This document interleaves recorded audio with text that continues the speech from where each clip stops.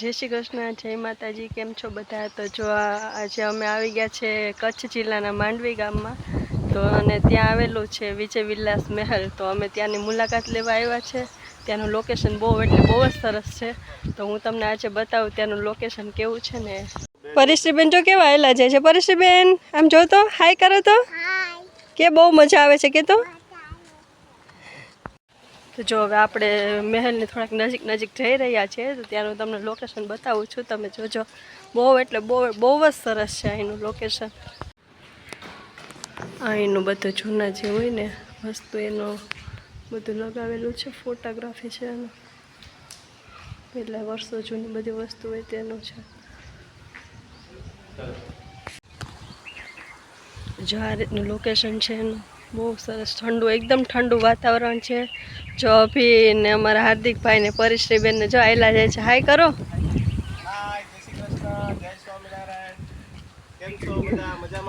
કેવું લાગે છે તમને અહીંયા આવીને? અમને તો એટલું બધું મસ્ત કચ્છ એમ થાય છે કે કચ્છમાં અમિતાભ બચ્ચને જે કીધેલું છે, કચ્છ નહીં દેખાતો કુછ નહીં દેખા. તો એટલું મસ્ત સુંદર છે કચ્છ. તો અમે બધું કચ્છમાં બધે ફરવાના છીએ. તો કચ્છની અંદર માંડવી તાલુકાનું આ વિજય વિલાસ મહેલ છે, એ જોવાલાયક છે. તો એક વખત આવો કચ્છ તો ફરજિયાત જરૂર ને જરૂર જોવો એકદમ. તો ચાલો આપણે આગળ જઈએ. હું તમને ત્યાંનો જે મેન વસ્તુ છે, જે મહેલ છે, એ તમને આગળ બતાવીશ. તો જોઈ લો, આ છે અહીંનો વિજય વિલાસ મહેલ. જે બધા લોકો ક્યાં દૂરથી જે બહારના ફોરેનર છે તે પણ બધા અહીંયા આવે છે જોવા માટે. જો તમે જોઈ શકો છો, બહુ એટલે બહુ મસ્ત છે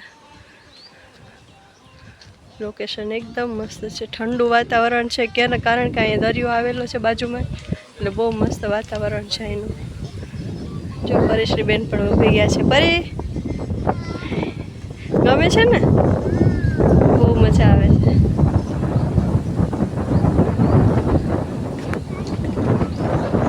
એકદમ શાંત વાતાવરણ છે. એમ થાય કે અહીંયા જ રોકાઈ જાય એવું થાય આપણે. બહુ મસ્ત ફીલ.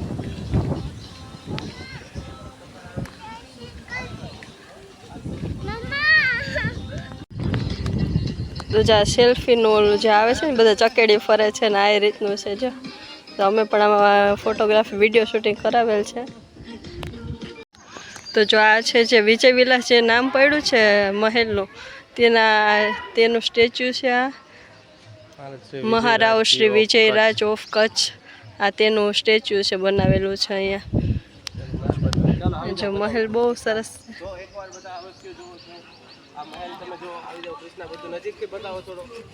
હા, જો મારા હસબન્ડ છે તેને પણ આવું મારે છે બધું બોલવા કરવાનો બહુ શોખ છે, એટલે એ બધું બોલ. નજીકથી કૃષ્ણ બતાવો, એકદમ મસ્ત દેખાશે બધું મહેલ. તો કચ્છ આવે તો એ લોકો અવશ્ય એકવાર આવે.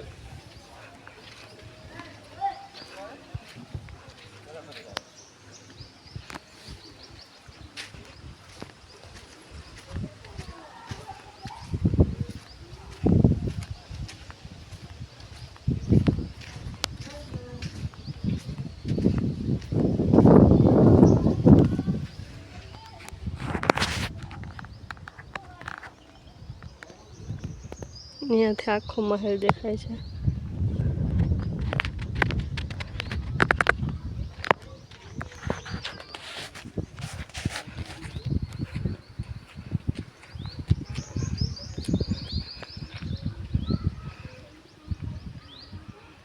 અત્યારે અમે તો અહીંયા એક પ્રસંગમાં આવેલા છે માંડવી, અને એ બાને એ બધે ફરાઈ પણ જાય, બે કામ થઈ જાય એટલે આવ્યા છીએ. આ જો આ બધું ત્યાંના અંદરનો વ્યૂ છે. બહુ વર્ષો જૂનું વ્યૂ છે આ બધું. હજી બધું બતાવો સોફા નજીકથી બતાવો. આ બધા સોફા ને એવું બધું છે. જો રાજા મહેલનું જે પહેલાં વર્ષો પહેલાં હતો એ બધો નજારો છે. જો બહુ વર્ષો જૂની વસ્તુ છે આ બધી. અંદર સોફા સેટ શ્રી કૃષ્ણ જો અંદર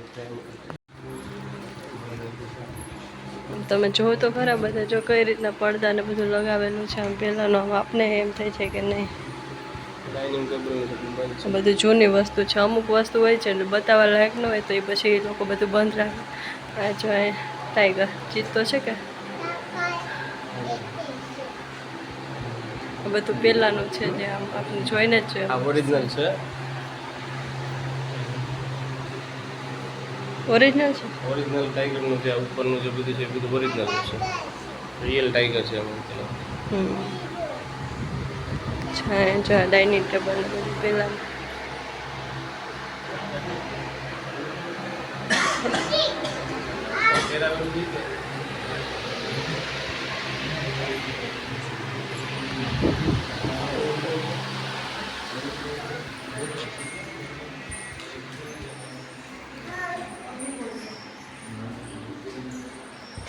આખો તેનો જો આખો લુક તમને બતાવી તો એ ફોટા પાડેલો છે મહેલનો.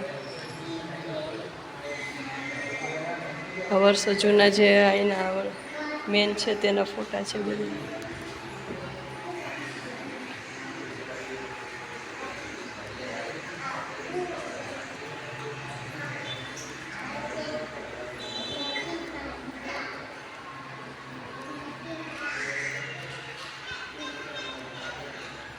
એક નંબર લોકેશન છે. બહુ સરસ છે.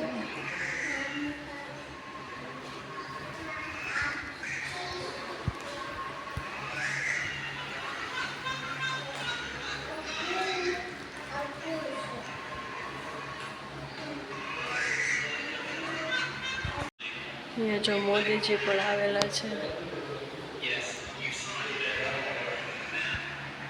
બહુ મોટું છે. બહુ મોટો મહેલ છે. અંદર શાંતિ એટલી આમ છે ને કે બહુ મજા આવે છે. એમ થાય કે અહીંયા બેઠા રહે.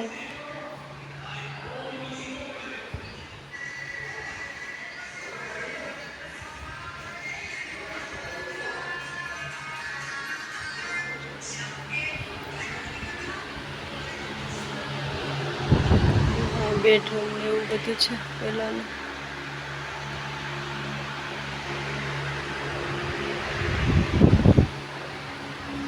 તો ડાઇનિંગ ટેબલ ને એવું છે. આ છે ટાઈગર છે.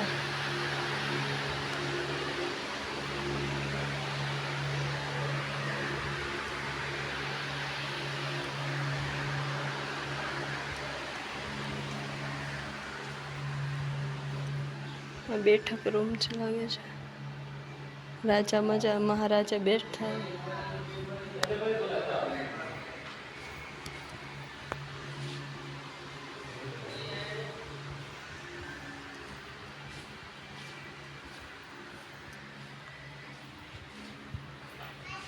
જો અહીંયા કાચ પણ છે.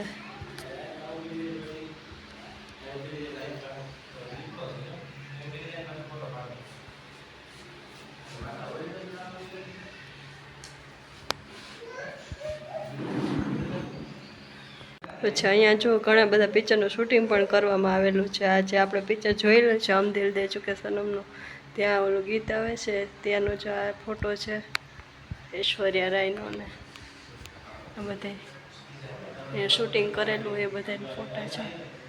સલમાન ખાનનો ને ઐશ્વર્યા રાયનો ને આ બધા શૂટિંગ કરતા હોય એ બધો ફોટો છે.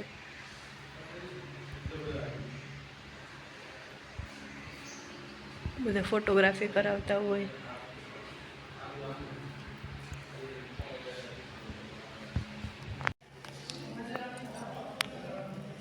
જૂના સાહિત્ય છે. આ એનો જે બનાવેલું હોય ને આ રીતનો મહેલ બનશે એ રીતનો એનો નકશો બનાવેલો છે.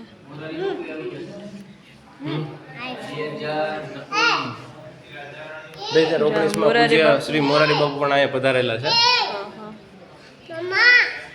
બધા સારા સારા મોટા મોટા મહાત્માઓ પણ અહીંયા પધારેલા છે.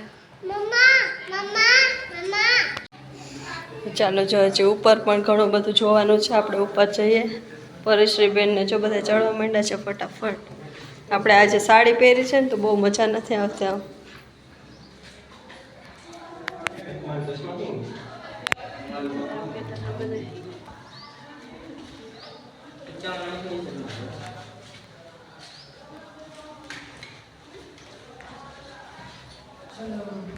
ફોટો પડાવે છે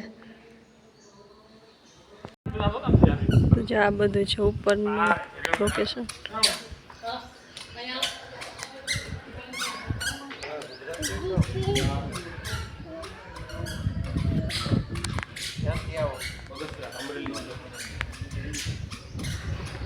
તો જો હવે આપણે જે ઉપરનો ભાગ છે ત્યાં ઉપર આવી ગયા છે. ત્યાં તો એકદમ મસ્ત ઠંડુ અને એકદમ ખુલ્લું વાતાવરણ છે.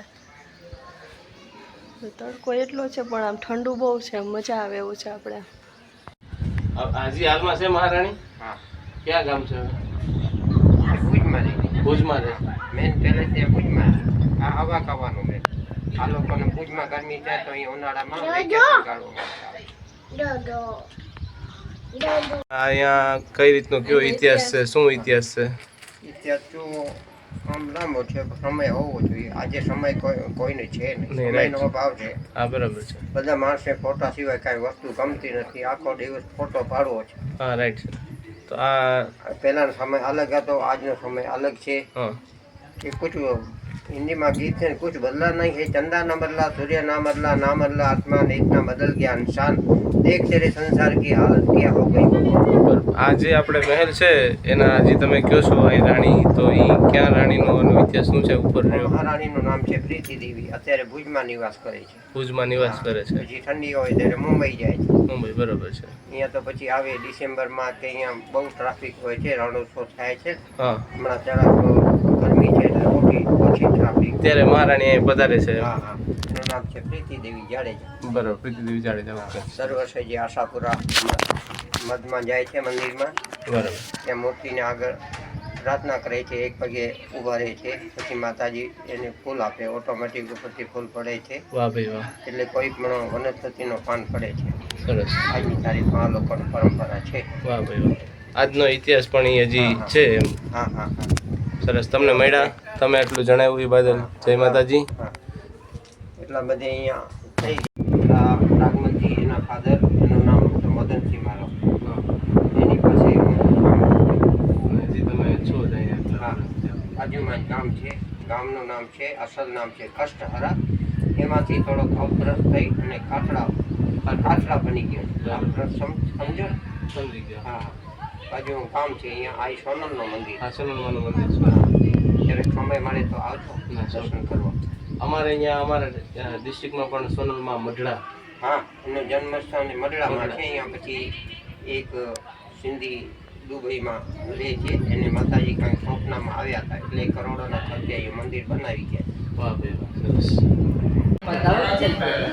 આ જો તમને ઉપરનો વ્યૂ બતાવું છું. સૌથી ઉપર અમે આવી ગયા છે, ત્રીજા માળ. ઝરૂખામાંથી જે વ્યૂ દેખાય ને એ તમને બતાવું છું.